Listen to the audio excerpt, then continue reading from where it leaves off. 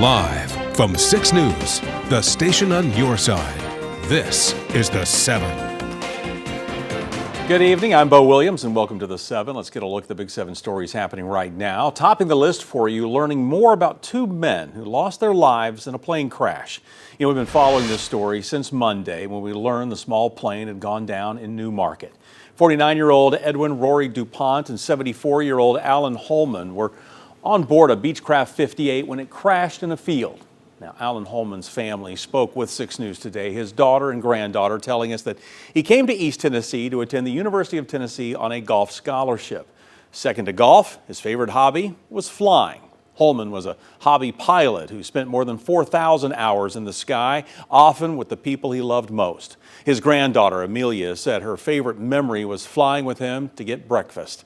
She also said he loved the movie Top Gun. Now, Holman's daughter, Haley, described her father as exceptional and said he died doing what he loved, but not alone.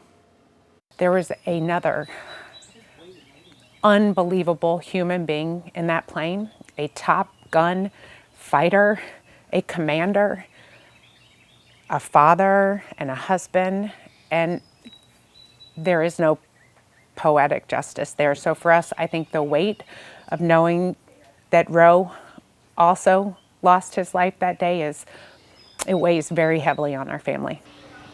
Haley says the family has received lots of support from the community during this time, and they will continue to honor her father by sharing his generosity with others.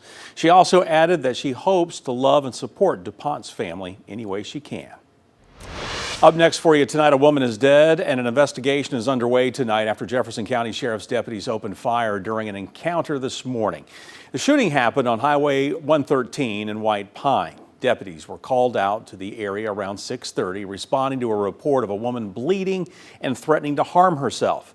Now, according to the TBI, the woman had what's being described as a razor blade tool. Investigators say 2 deputies fired, hitting the woman. She died at the scene.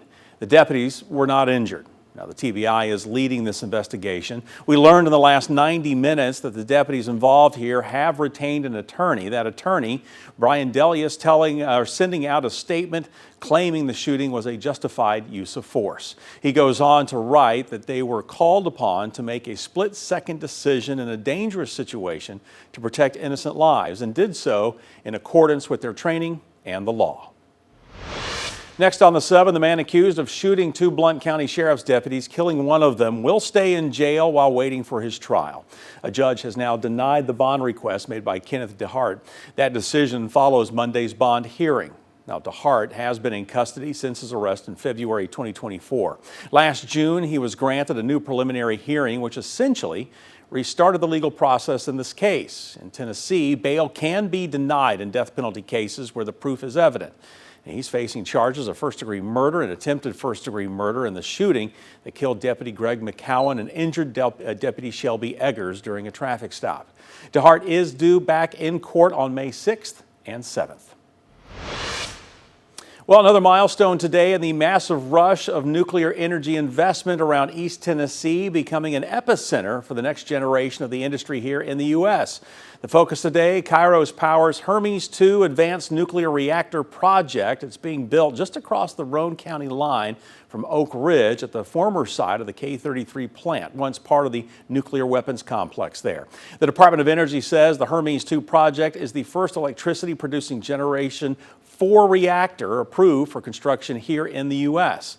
Energy Deputy Secretary James Danley joined Kairos Power executives, TVA leaders, and local officials for a ceremonial site warming at the company's Oak Ridge campus.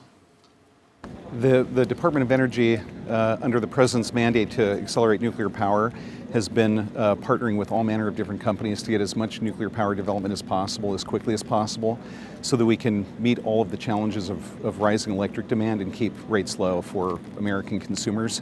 This is a really important step in the process of getting the nuclear power renaissance going.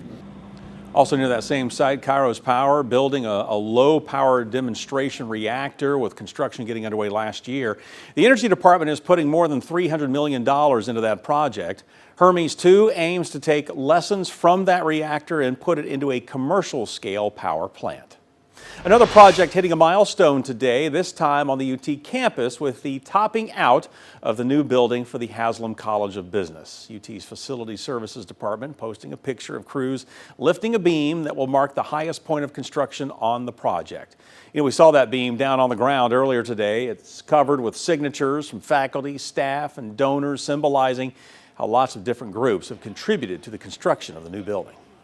We have had such rapid enrollment growth in the Haslam College of Business over the past 10 to 15 years that we have just overgrown our physical plant and equipment, and so this allows us an opportunity to do a better job of servicing our students, educating students, and gives us, I think, one of the major advantages of this building is it expands significantly the space that we have for graduate and executive education, so we can now welcome more companies, more executives to campus.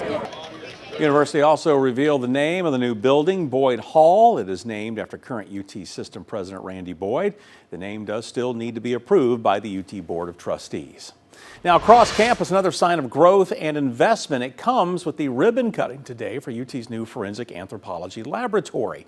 UT has been a pioneer in the study of human remains, partly through the work of the Forensic Anthropology Center's namesake, Dr. William Bass, the researcher who made the Body Farm famous as a place to study how human remains decompose, research that helps detectives identify bodies and find evidence to solve crimes. This expansion, UT says, will let the center take on more cases from law enforcement, tripling its annual capacity from the 30 human remains cases it handles right now. Our final Big 7 story for you, we tell you about wrecks and traffic tie-ups all the time, but this morning one came into the newsroom that, well, it really stood out. A truck carrying 1 million bees involved in a crash on I-40, spilling, well, the buzzing creatures onto the roadside. Now, it happened near downtown Knoxville, where a ramp connects I-40 to Henley. TDOT sharing images of what was going on, including beekeepers in protective suits trying to get the bees under control. Now, after crashing, the bees escaped. We understand they swarmed the area. Here's a look at Knoxville fire crews working the scene, and we're getting to hear how first responders called this situation into dispatch, and you can just about hear the amazement over the radio. This vehicle is on the right shoulder. It's full of bees, and they're escaping. Now, before the wreck was cleared and the bees were removed from the area, about an hour and a half later, drivers were told to stay in their vehicles. Now, tonight it is still unclear just what caused the crash.